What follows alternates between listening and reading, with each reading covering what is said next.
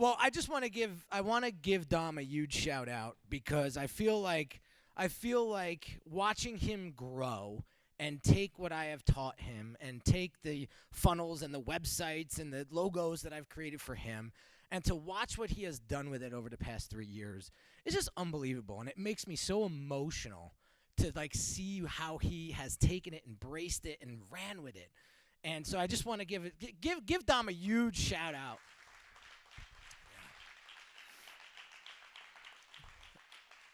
So I could sit here for 20 minutes and talk about logos and pixels and websites and bore the hell out of you, and I won't do that because branding is not what I think you think it is. Branding isn't your website. It's not your logo. It's not your color scheme. It's not the font you use. It's the gut feeling people get about you when you leave the room, not when you enter the room.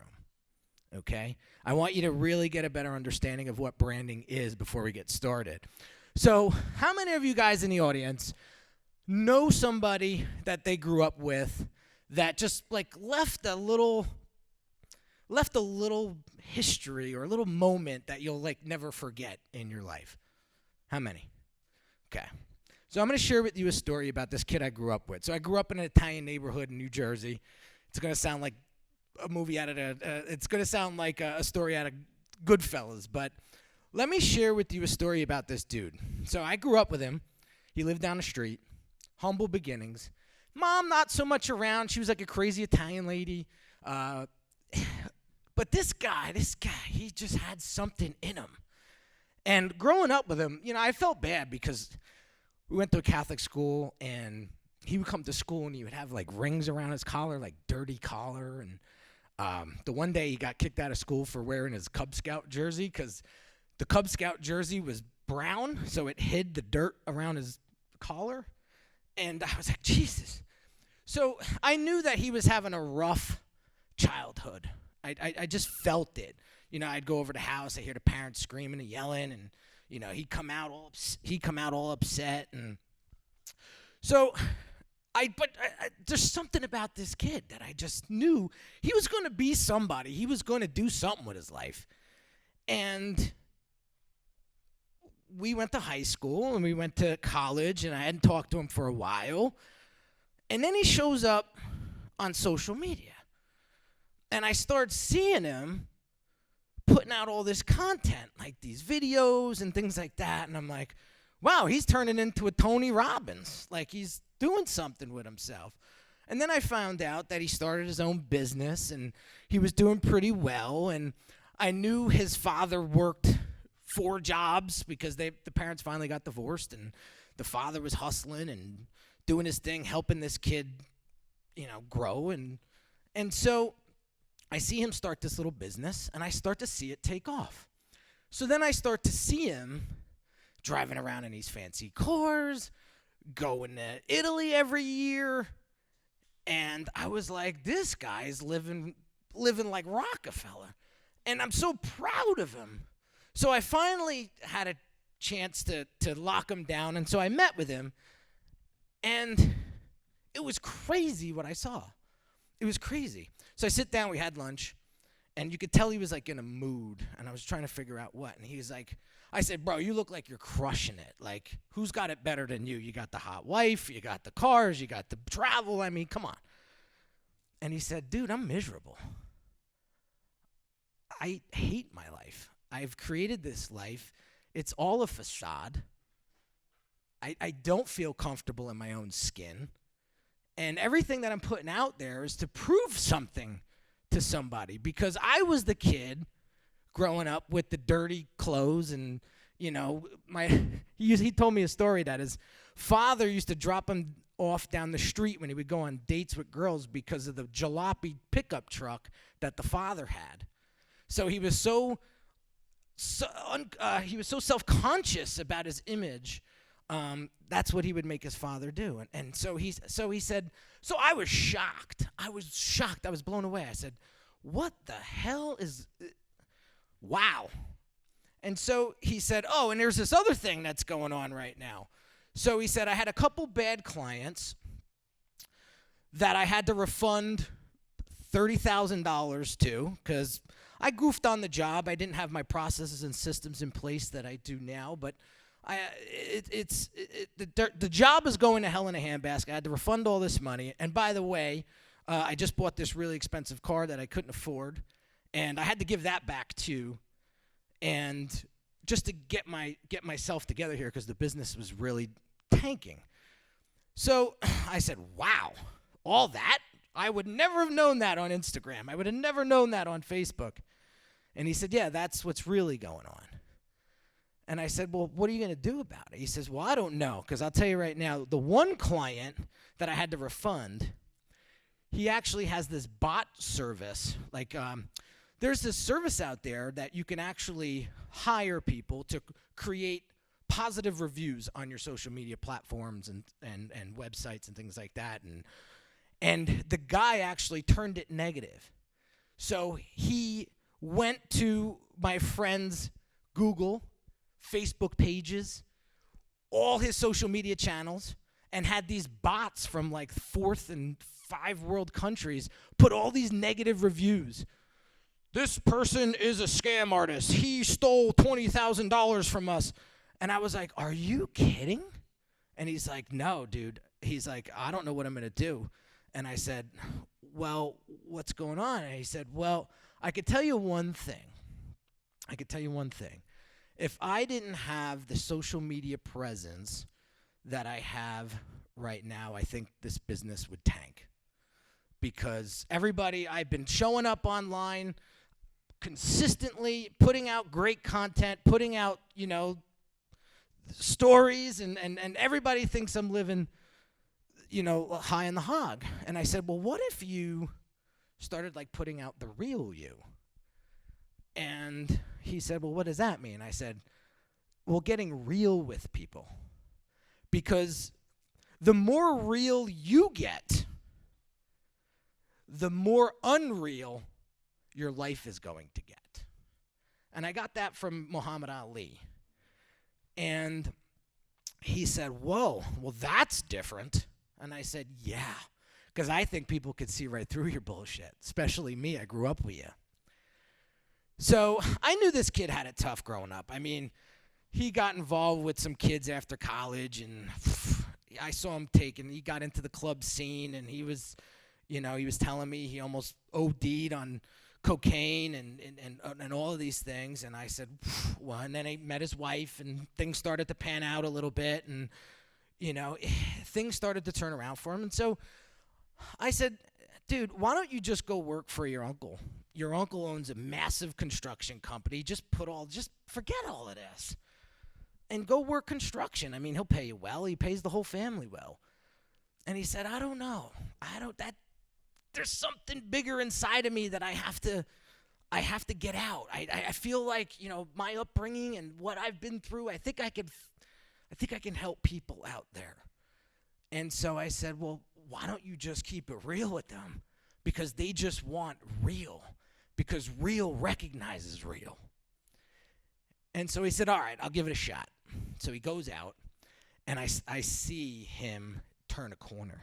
He puts out a video talking about how he had to refund $20,000 in a day, and how he had to go to the jeweler and return 2 fancy watches that he bought because he needed money to infuse back into the business to make it keep going.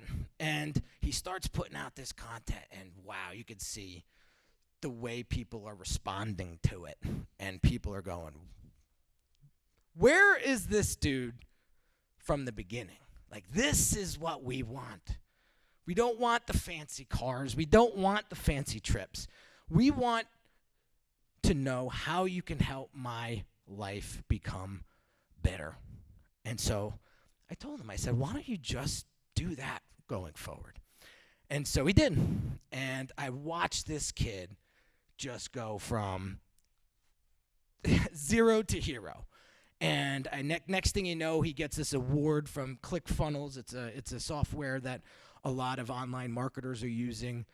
He gets this award for generating over $1.3 million with one single website sales funnel. And I was like, wow, you see what happens when you just keep it real with people, they pay it back. And so I'm like, good for you, so now what?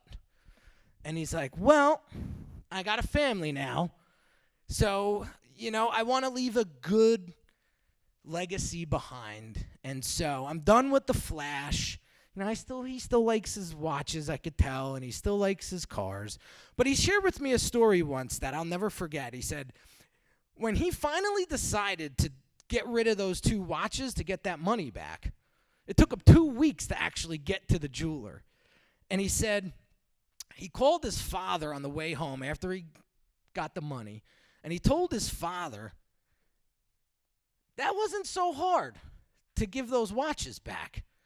And he said, his father said to him, "Are you done?" And he said, "Done with what?" He said, "This." He said, "I worked 4 freaking jobs to keep food on the table and clothes on your back."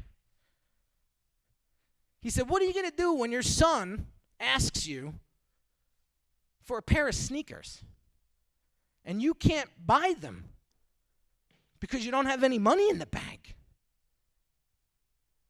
He said, "I didn't do this to you, so don't do it to your son." And now I'm hysterical crying now because I'm like, Jesus. I said, "Well, thank God for your father." He said, "Yeah." He said, "I almost had to pull over on the side of the road because I was crying so hard." And he said that was the day he was done. And he just kept it real from that point on. And now you could tell he lives such a beautiful life with his family, and you could tell, his wife's proud of him and his son's proud of him. His son's only 3, but you could just tell. And I said to him, if you haven't shared this story with social media, and that guy attacked you on social media so negatively, what would you do? And he said, "I'd probably just fold everything up and quit." And he said he actually got a message from a guy that day when all that shit was going down. He said, "Henry, the guy that did this to you did this to me a year and a half ago, but I don't have the social media presence that you do. So I had to fold." And he said, "Wow." He said, "Now I get why it's so important to have a personality and a presence online that people can really connect with and resonate with." And so I just saw him recently, and I said, "Dude, I am so proud of you for turning your life around and turning your whole thing around." And so I wasn't sure if he was going to make it on time, but he texted me and said he was here. "You want to meet this guy?" Okay, I'll be right back. I gotta go get him.